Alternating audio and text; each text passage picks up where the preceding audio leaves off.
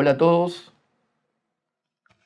yo soy el doctor Pablo Barbosa, soy médico pediatra y estoy hablando aquí del Hospital Garrahan para dar mi exposición sobre el rol del pediatra en las enfermedades poco frecuentes y la transición a la medicina del adulto. No tengo ningún conflicto de interés para dar esta charla y quiero agradecer a la gente de ALAPA que gentilmente me invitó a esta exposición. Este es el nombre de la charla, rol del pediatra en el diagnóstico de POF, transición a la medicina del adulto. Yo pertenezco al grupo de genética y enfermedades poco frecuentes de la Sociedad Argentina de Pediatría, aparte de ser médico pediatra del hospital. Las enfermedades poco frecuentes o no frecuentes no son tan raras como la gente piensa y más o menos entre el 3 al 5% de los chicos padecen enfermedades poco frecuentes y se los clasifica como niños con necesidades especiales. En su conjunto, estas enfermedades constituyen entre 7.000 a 8.000 enfermedades. Muchas de ellas todavía desconocidas y que no tienen tratamiento, la mayoría de ellas. Entre el 50 y 70%, casi 80%, pueden ser genéticamente determinadas. Muchas tienen una mortalidad de alrededor del 30% en los primeros 5 años de vida y muchas tienen un tratamiento todavía no conocido y es nuestra función primero detectarlas para posteriormente instaurar este tratamiento. La mitad comienza a manifestarse en los primeros años de vida y muchas generan el impacto típico de las condiciones crónicas, discapacitantes o mortales. Por ahora la mayoría no tienen cura y provocan una gran carga, no solo para el paciente y su familia, sino también para los profesionales intervinientes, el sistema de salud y toda la sociedad en su conjunto. El avance de la medicina ha determinado un cambio en la pediatría moderna. El concepto de la nueva morbilidad pediátrica incluye este tipo de patologías, además de aquellas que afectan el desarrollo, especialmente el neurodesarrollo, las relacionadas con las alteraciones psicosociales y los sobrevivientes de las nuevas terapéuticas, tanto en oncología como en neonatología. La pesquisa es de suma importancia en la detección precoz de algunas de estas enfermedades. Precisamente su importancia radica en poder tratarlas tempranamente para favorecer la evolución de los pacientes. Muchos de estos pacientes, detectada su enfermedad con tratamientos simples a veces no tan simples y mucho más costosos, puede cambiar drásticamente la evolución de estas enfermedades. Y en un futuro los avances científicos y tecnológicos permitirán que muchas más de estas puedan cambiar drásticamente su evolución. La dificultad diagnóstica es una de las características de estas enfermedades. Los médicos en general y los pediatras en particular tendemos a ver las enfermedades frecuentes y tenemos que tener el ojo avisor o un espíritu de detectives para detectar cuando una enfermedad frecuente se comporta de una forma que no es la habitual. Y eso nos tiene que empezar a abrir el abanico de posibilidades. Más o menos 1/3 de las enfermedades poco frecuentes en Estados Unidos tuvieron un retraso mayor de 1 año. En Europa es peor esta situación, ya que el 25% de los pacientes tienen un retraso diagnóstico mayor a 5 años. Y hay pacientes que tardan 30 años en diagnosticarse y algunos, lo que es peor, tienen un error diagnóstico o no se diagnostican nunca. Carecemos de estadísticas en Argentina, pero pensamos que el tiempo excede al tiempo en Europa muchas veces. Y no hay todavía en la comunidad médica un afán por conocer estas enfermedades. Son pacientes dificultosos, que consultan en muchos lugares, que son engorrosos para su seguimiento, llevan mucho tiempo la consulta. Y entonces los pacientes empiezan a no tener un médico que los contenga y que tome el control de esta enfermedad, lo que nosotros llamamos el shopping médico, múltiples consultas hechas sin un hilo conductor y libradas a la buena evolución de los especialistas intervinientes. El diagnóstico específico es muy importante lograrlo porque permite interpretar el origen de los distintos signos y síntomas, como también conocer la evolución de la enfermedad y las opciones terapéuticas, cuando las hay. Favorece la relación entre las familias que padecen la misma enfermedad y se encuentran en una similar situación, y compartir las problemáticas comunes y el desarrollo de estrategias para superar estos problemas que tienen. Muchas veces los pediatras no tenemos diagnósticos etiológicos, otras veces, por suerte menos, tenemos diagnósticos de certeza. Lo que nunca podemos dejar de tener es diagnósticos operativos. Y todos estos pacientes tienen que tener un médico de cabecera. Como la mayoría de estas enfermedades aparecen en época infantil, yo tengo experiencia en la parte pediátrica de los pediatras tenemos un afán por hacernos los escuderos de nuestros pacientes. Somos como los que vamos a abogar por sus derechos y protegerlos del daño médico también. Entonces creo que es importante que cada paciente tenga un pediatra y que los médicos, como no somos tantos pediatras que hacemos esto, que todos los médicos pediatras estemos familiarizados con lo que es una enfermedad poco frecuente. Para eso es fundamental tener un índice de sospecha. La mayoría de las enfermedades poco frecuentes no tienen síntomas raros, al contrario, los síntomas y los signos que presentan son prevalentes y comunes a otras enfermedades. Lo que pasa es que nosotros tenemos que jerarquizarlos en función de su evolución.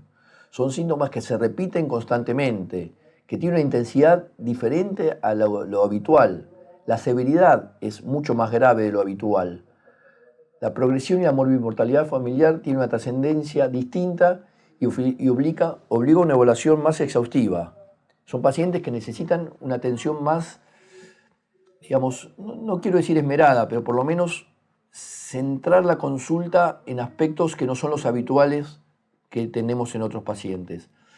Esto es como una campana de Gauss. Cuanto más se aleja de la mediana o distribución de frecuencias, más tenemos que pensar que un paciente tiene posibilidad de tener algo anormal. ¿Cuáles son los signos y síntomas de enfermedades poco frecuentes? Van a ver que muchos son comunes a muchas enfermedades. La discapacidad intelectual en cuanto a trastorno del desarrollo es muy frecuente. Normalmente en la población general, 3% de los pacientes tienen discapacidad intelectual, que generalmente en el 85% de los casos es leve. Pero estos pacientes tienen una discapacidad intelectual que va de moderada a grave, que ya es bastante más infrecuente. Y hay muchos síndromes que tienen discapacidad intelectual. Así a priori yo no me voy a detener a hablar de las enfermedades poco frecuentes en particular, pero como concepto general, casi todos los síndromes de hipercrecimiento generalmente cursan con discapacidad intelectual. El 80% de los pacientes que tienen microcefalia cursan con discapacidad intelectual. Muchos de los neonatos extremos, menos de 28 semanas, por ponerle, casi todos los menores a 32 semanas tienen mayor posibilidad de tener discapacidad intelectual, lo mismo que los menores de 1.500 gramos. Como lineamiento general, los pediatras tenemos que en esos pacientes poner un especial énfasis en tratar de diagnosticar qué les está pasando. El retraso del crecimiento, el failure to thrive, es muy importante para nosotros. Todo paciente que no crece bien, tenemos que buscar qué es lo que le está pasando. En estos casos puede ser por problemas de crecimiento precisamente, por déficits hormonales, por insuficiencia de algún aparato o sistema, insuficiencia cardíaca, insuficiencia respiratoria, insuficiencia renal. Todo esto lo tenemos que pesquisar. Las alteraciones antropométricas, los chicos que tienen tronco largo y miembros cortos, los chicos que tienen mucha envergadura, lo que se llama dolicoestenomielia, nos tienen que pensar que puede tener una enfermedad poco frecuente. Las alteraciones del perímetro cefálico, en más las macrocefalias o en menos las microcefalias, en general están asociadas a situaciones patológicas o algunos síndromes. Como dije antes, la insuficiencia de algún órgano o sistema, siempre hay que evaluar lo que es. Cuando un paciente tiene una insuficiencia de un órgano o sistema, tiene un signo mayor desde el punto de vista genético y nos obliga a buscar otros signos que pueden confluir en un síndrome. Los vómitos crónicos o cíclicos, que muchas veces son secundarios a migraña, pero otras veces son secundarios a un trastorno metabólico. El agrandamiento del vaso o del hígado. Las dismorfias, las alteraciones fenotípicas en la cara o en el resto del cuerpo. Las diarreas crónicas, la ictericia, las apneas. Todos estos son signos y síntomas comunes a muchas enfermedades, pero nos tienen que pensar que subyacente a esto puede haber una enfermedad poco frecuente. Tenemos signos y síntomas también que nos pueden hacer pensar. El olor peculiar de la piel o la orina. Hay chicos que tienen olor a piel sudado y nos hacen pensar en una acidemia isovalérica. Y en la orina olor dulce y nos puede pensar en una enfermedad de jarabe de arce. Los eczemas refractarios al tratamiento. Pueden ser que sea una dermatitis atópica, pero puede tener un Wiskott-Aldrich o alguna otra enfermedad con inmunodeficiencia. Los síntomas neurológicos intermitentes o progresivos. Esto siempre los pediatras nos tienen que obligar a pensar que este paciente puede tener una enfermedad poco frecuente. La presencia de convulsiones que se escapan del patrón habitual o el patrón de ciertos síndromes. La hipotonía. Yo después voy a mostrar un cuadro de cómo encarar un paciente hipotónico. En algoritmos, tengo preparados un algoritmo de baja talla, de alta talla y de hipotonía, y que así, como lo podemos tener en estas enfermedades, podemos armar algoritmos que pueden facilitar el aprendizaje a médicos en otras enfermedades o en otras características para ver cómo estudiar estos pacientes. La enfermedad pulmonar obstructiva crónica, no solo la fibrosis quística, sino muchas otras enfermedades respiratorias pueden cursar con esto. La presencia de abscesos, neumonía, sepsis siempre nos obliga a pensar en inmunodeficiencias. Un paciente que se interna muchas veces, las internaciones en pediatría son la excepción, no son raras. Se internan un 2% de los pacientes que concurren en un hospital. Cuando un paciente se interna muchas veces nos tiene que hacer pensar como una posibilidad que puede tener una enfermedad poco frecuente.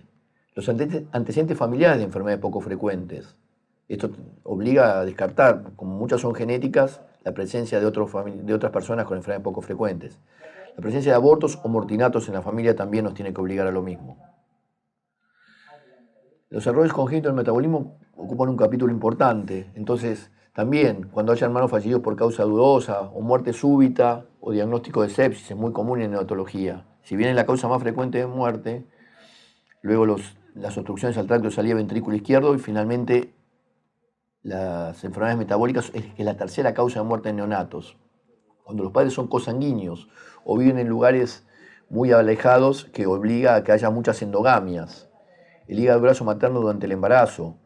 Chicos sanos que ante un episodio banal se enferman gravemente, o por ayuno, o por una enfermedad interrecurrente leve, o un cambio en la alimentación, que coma alimentación con azúcar o con exceso de proteínas y entra en sopor y coma. El rechazo de alimentos, como estos alimentos con azúcares o con proteínas, la presencia de vómitos cíclicos, el retraso de crecimiento acompañado de algún otro signo. Pacientes que pueden tener dolores en los miembros o intolerancia al ejercicio, como lo que pasa en las alteraciones en el transporte de carnitina, el defecto de carnitina palmitiltransferasa. Niños que se presentan enfermos agudamente o sobreaguda en un cuadro que podría ser secundario a infección, intoxicación o deficiencia de nutrientes. Chicos que hiperventilan, que puede ser por acidosis o por hiperamoniemia. Síntomas neurológicos intermitentes, como trastorno del sensorio y convulsiones, que no se corresponden con un síndrome epiléptico clásico. Retraso madurativo, apneas, conteo de olor peculiar en orina en piel, como piel sudado, como comenté antes, y azúcar quemada, orina de gato o moho, como pasa en la fenilcetonuria. Hepatoesplenomegalia, trastorno del tono muscular, macrocefalia, dismorfias o macroglosia, cara de muñeca, hidropesía, insuficiencia hepática, fallo multisistémico, miocardiopatía, cataratas, opacidad corneal, luxación de cristalino, como pasa en los síndromes marfanoides, angioqueratomas como en el Fabry, accidente cerebrovascular como la fenilcetonuria, alopecia como el Menkes o el déficit de biotinidasa. El laboratorio también nos puede inducir a pensar en enfermedades poco frecuentes, anemia, neutropenia, plaquetopenia, cirrosis metabólica, alcalosis respiratoria, anión GAP elevado, hipoglucemia, hiperglucemia, urea baja en presencia de ayuno, aumento de enzimas hepáticas, aumento de amonio plasmático, aumento de ácido láctico, aumento de SPK, colesterol bajo elevado, ácido úrico elevado bajo. Es larga la lista, cetonuria en la primera orina del paciente, signos bioquímicos de tubulopatía, cuando hay discordancia entre el pH sanguíneo y el urinario, signos bioquímicos de insuficiencia hepática. Bueno, y ahora vamos a ir un poco a estos algoritmos, ¿no? Uno ve un paciente con baja talla. Si el aspecto es normal, tiene que evaluar la velocidad de crecimiento. Si la velocidad de crecimiento es normal, la baja talla va más allá de, digamos, por supuesto, yo estoy hablando no solo del verlo, sino que lo vuelco en la tabla y hago la auxiología del paciente. La auxiología, ¿qué significa? Encuadrar al paciente dentro de la campana de Gauss, donde está, y ver su blanco y rango genético en función de la estatura de sus padres, ¿no? Hecho esto, calculo la velocidad de crecimiento. Si esta es normal, tengo que buscar las variantes de normalidad, ¿no? Que los padres sean bajos y sea una baja talla familiar, que sea un madurador lento del desarrollo, o las secuelas perinatales, ¿no? Que haya sido un RSI, un retraso de crecimiento intrauterino o un desnutrido postnatal. Si la velocidad de crecimiento es anormal, esto es un parámetro siempre importante de la velocidad de crecimiento. Porque nosotros decimos, todo chico que crece bien a priori no tiene ninguna enfermedad grave. Todo chico que crece mal probablemente casi siempre la tiene. Entonces, si la velocidad de crecimiento es anormal y es flaco, pensar en celiaquía, enfermedades renales, insuficiencia respiratoria, insuficiencia cardíaca, insuficiencia neurológica, desnutridos. Si la velocidad de crecimiento es anormal y son gordos, pensar en causas endocrinológicas, ¿no? Hipotiroidismo, hipopituitarismo, o a veces la deprivación emocional muy grave. Chicos que han sido abandonados o con hospitalismo muy severos pueden tener aspecto gordo aparte de ser bajos. Si el aspecto del paciente es anormal, es decir, que yo le digo desproporciones corporales, siempre ten en cuenta todas las displasias óseas, ¿no? En menos, casi todas las displasias óseas tienen alteraciones de la talla, o los raquitismos también. Si los pacientes tienen dismorfias, aparte de la baja talla, esto en general engloba a 3 o 4 síndromes como pueden ser el Silver-Russell, el 3M,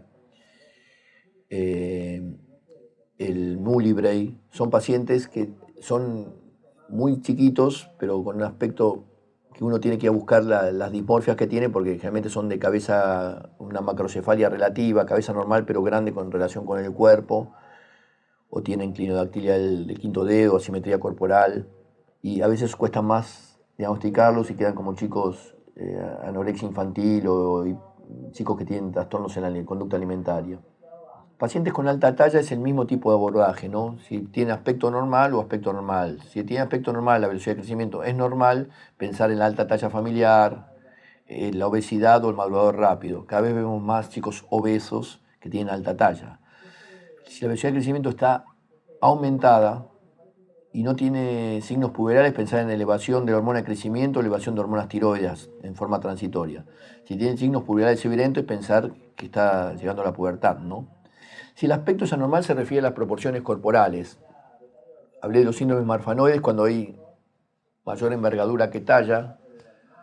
Entonces está el Marfan, la hormocistinuria, el Klinefelter es el XY, que tienen unas piernas largas con el tronco más corto. Y los que tienen dismorfias y discapacidad intelectual. Acá entran los síndromes como el Sotos, el Bewit, el Simpson-Golabi, el Weaver. Son todos una serie de síndromes genéticos que muchos cursan con discapacidad intelectual. Otro algoritmo que hice fue la hipotonía, ¿no? La hipotonía, para caracterizarlos así globalmente, podemos hacer con reflejos osteotendinosos positivos y fuerza muscular conservada, y con reflejos osteotendinosos negativos y fuerza muscular disminuida. Siempre cuando están los reflejos presentes y la fuerza conservada, tengo que pensar en alteración del sistema nervioso central. Y ahí hacer una gran división, si es con dismorfias o sin dismorfias. Si tengo dismorfias, siempre pensar en síndrome de Down, síndrome de Angelman, Bewit, Prader-Willi, tenerlo en cuenta el hipotiroidismo. Si sin dismorfia, siempre tengo que buscar el cerebelo, que regula el tono muscular, ¿no? Entonces, alteración del cerebelo, como puede ser el Andy Walker, la telangiectasia, los tumores o el Joubert. Cuando la fuerza muscular está disminuida y no tengo reflejos osteotendinosos, tengo que pensar en el arco miocárdico. Entonces voy del arco miocárdico, desde el músculo, el paciente tiene una miositis, una polimiositis, una dermatomiositis, es de la placa mioneural, tiene miastenia gravis. Es de considerar que la miastenia gravis puede tener reflejos positivos. Es del espacio intersináptico, se bloquea la liberación de acetilcolina, como puede ser la toxina botulínica, se bloquean los receptores, como pueden ser las drogas bloqueantes neuromusculares como el pancuronial, la succinilcolina o los curales en general. Es del nervio periférico, es una alteración, un síndrome de polio-like, un efecto de la vincristina, la isoniazida. O es del alfa-motoneurona, como puede ser la atrofia espinal, sea muscular espinal tipo 1, 2 o 3, el famoso AME que está muy en boga en estos días, o una polirradiculoneuritis, o que es un Guillain-Barré. Esto es un algoritmos para tratar de encauzar los pacientes y poder llegar a diagnósticos. Así lo podemos hacer en muchas enfermedades. Y la idea es que los pediatras tengamos acceso a esto para ir facilitando nuestro aprendizaje, o por lo menos estar con el ojo avisor de que me estoy enfrentando con algo diferente. Vamos a finalizar un poco con el shopping médico, que es frecuente y comprensible que ocurra. Cuando los padres no encuentran resolución y ven que su médico cada vez empieza a pedir análisis sin ningún hilo conductor, empiezan a consultar especialistas. Y van yendo distintos profesionales, y cada uno va a hacer lo que sea por tratar de llegar al paciente. El neurólogo más probable que haga tomografía, resonancia, electroencefalograma, polisomnográfico, el gastroenterólogo que haga videoendoscopía alta y baja, que haga estudios por imágenes de abdomen. Pero esto incrementa la incertidumbre familiar y profesional. Por eso es de buena práctica que estos pacientes tengan un médico de cabecera y que él pivotee las indicaciones de consultas, ¿no? El impacto funcional de estas enfermedades es impresionante. En Francia hay un estudio que el 26% de las enfermedades discapacitantes están determinadas por una enfermedad poco frecuente. Al menos la mitad de las enfermedades poco frecuentes comienzan en edad pediátrica. Por eso esto es un patrimonio, yo no es que defienda a los pediatras, ni mucho menos. Yo soy pediatra y los pediatras tenemos una actitud en general de continencia y abarcar los aspectos familiares y hacer una medicina centrada en la familia, que creo que los médicos de adultos también la están implementando, puede ser la mejor estrategia terapéutica. Pero por eso creo que estos pacientes es fundamental que tengan, porque de nada sirve que tengan un tratamiento específico y no se vacunen. Y es más probable que esto lo sepa el pediatra que el médico especialista que trata la enfermedad. Frecuentemente causan importante impacto en la escolarización de todos estos chicos. Y la regla es que estos chicos muchas veces no tienen escolarización. La disfuncionalidad, bueno, la familia de estos chicos tiene una importante función psicosocial, por aislamiento, porque desempleo, problemas económicos, laborales, maritales. El 80% de estas familias terminan con problemas de pareja o divorcio. La transición a la medicina de adultos es un problema muy importante y voy a dedicarme unos instantes a hablar de esto, ¿no? Es un problema habitual que las familias no suelen encontrar prestadores capacitados en la atención de estos pacientes con una sobrevida inusual en tiempos recientes. Estos pacientes viven cada vez más y al no tener diagnóstico empiezan a lo que comentaba el shopping médico. Pero por eso tenemos que tener médicos que asuman esta situación y sepan cómo guiar a los padres. Y sean honestos, que a veces van a tener que pedir consultas, pero guiadas, no con lo que los padres lo parecen, o bueno, también aparecen soluciones mágicas o de distinto tipo, que en general lo único que hacen es incrementar la incertidumbre y la desazón de estas familias, ¿no? Creo que los pediatras tenemos que elaborar la transición y encontrar médicos de clínicos de adultos que tengan una actitud también. Yo a veces digo que lo mejor que le puede pasar a una persona grande es tener un buen gerontólogo inicialmente, pero sin un pediatra. Yo a veces veo, por ahí es una, digamos, una visión sesgada, ¿no? Pero que los clínicos no tienden a tener la continencia con la gente grande como tenemos los pediatras con nuestros pacientes. Yo atiendo pacientes de 30 años acá en el hospital todavía, fuera del sistema, pero los tengo que atender porque dicen que no encuentran respuesta en los hospitales de adultos. Sobre todo cuando vienen pacientes en silla de ruedas, o con sonda nasogástrica, o con gastrostomías, o cuadriparesia espástica, notan que hay como un cierto rechazo, ¿no? Y bueno, a veces nosotros estamos como más habituados, o entrenados, no que digo que seamos mejores, ni mucho menos, pero estamos como más habituados a ver estos pacientes. Los pediatras nos tenemos que enfrentar con estas dificultades. El error diagnóstico es peor a veces que no tener. Nosotros llamamos pacientes SWAN, SWAN es la sigla en inglés de Syndrome Without a Name. A veces preferir no tener el nombre de una enfermedad que tener un nombre errado, porque el nombre errado a veces nos tranquiliza falsamente y no revisamos los diagnósticos, ¿no? Entonces el error diagnóstico es una realidad muy común. Los trastornos, diría que el 30% de los pacientes tienen el diagnóstico, el 70% son que no tienen o tienen un mal diagnóstico. Tratamientos costosos, atención médica fraccionada, falta de acceso a las terapias, poca articulación entre los distintos niveles de equipo de salud. Acá al hospital estos pacientes vienen por un impétigo o porque están en coma y no tienen un centro de salud que los reciba porque ya los ven llegar y directamente los mandan al Garrahan, nos mandan a ver al médico de cabecera que tienen. Y eso hay que tratar de revertirlo, hay que hacer una buena articulación entre el primer nivel y el tercer nivel, como sería un hospital de este tipo. Muchos de estos pacientes no tienen certificado de discapacidad, muchos no tienen tratamiento específico disponible.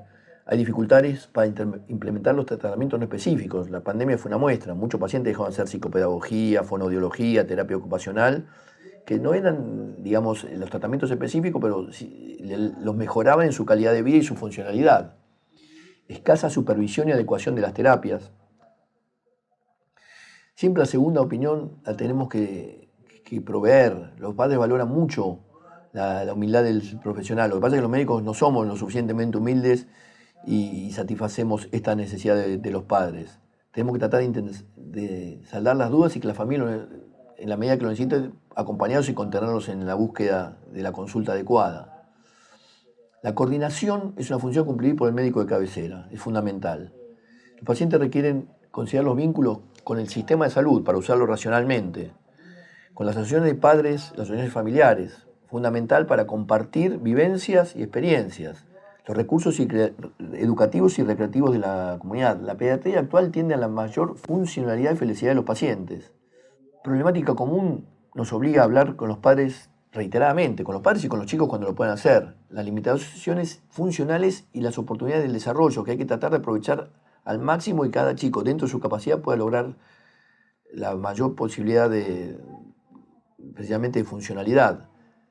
Síndrome de niño vulnerable es una característica, padres con riesgos de problemas físicos, emocionales, por la tensión constante, hermanos estigmatizados, hermanos abandonados con responsabilidad de adultos, cuidar a los hermanos más chicos, cuidado del otro hermano y del niño enfermo, la presión financiera, son tratamientos costosísimos, van de un lado para el otro, la familia se desarticula, el impacto emocional y incertidumbre, el impacto en los tiempos de transición, que ya les digo, es muy importante, eso tenemos que mejorarlo con los clínicos, el aislamiento social. Como les decía, en los tiempos de transición es fundamental que intercambiemos con los clínicos, esto lo va a hablar el doctor Ian en su charla, es muy importante que las enfermedades poco frecuentes se empiecen a hablar en el pregrado y que los pediatras y los clínicos ya cuando empiecen sepan que existen las enfermedades poco frecuentes y que va a ser una parte importante en su currícula. La expertise familiar hay que valorarla siempre. Los padres conocen ya desde la adrenoleucodistrofia y el aceite de Lorenzo, vemos que los padres son quienes más conocen el manejo de sus hijos y queda en evidencia que los profesionales aprendemos de ellos. Y hay que tener la humildad para reconocer que los padres saben mucho más de las enfermedades de sus hijos que nosotros los médicos. Y nos van guiando al mejor conocimiento de estas enfermedades. La pediatría tiene que estar, como dije antes, centrada en la familia, con familias socias en el cuidado, padres expertos, disminuir al mínimo la carga familiar, la participación y preparación del niño, cuidado con la información alarmante y el derecho a segunda opinión, coordinación de la atención entre el sistema de salud, las asociaciones de familias, los recursos educativos y recreativos. Esto tiene que estar a cargo del médico de cabecera. Los padres valoran y requieren de la honestidad del pediatra en cuanto a compartir la incertidumbre y buscar información adicional. La medicina va avanzando en forma logarítmica. En los últimos 5 años avanzó mucho más que en toda su historia. Bueno, esto los médicos tenemos que estar constantemente update y tratar de actualizarnos para estar al tanto de las necesidades de nuestros pacientes. Para finalizar, dejo una frase que un médico chino usó mucho esta frase, 2600 años antes de Cristo. Los médicos inferiores tratan la enfermedad de un paciente. Con eso nosotros ya nos creíamos bárbaros. Pero él dijo, los médicos mediocres tratan al paciente como una persona. Los médicos mejores tratan a la comunidad en su conjunto. Bueno, muchas gracias por su atención y nos veremos con las preguntas que nos hagan posteriormente. Hasta luego.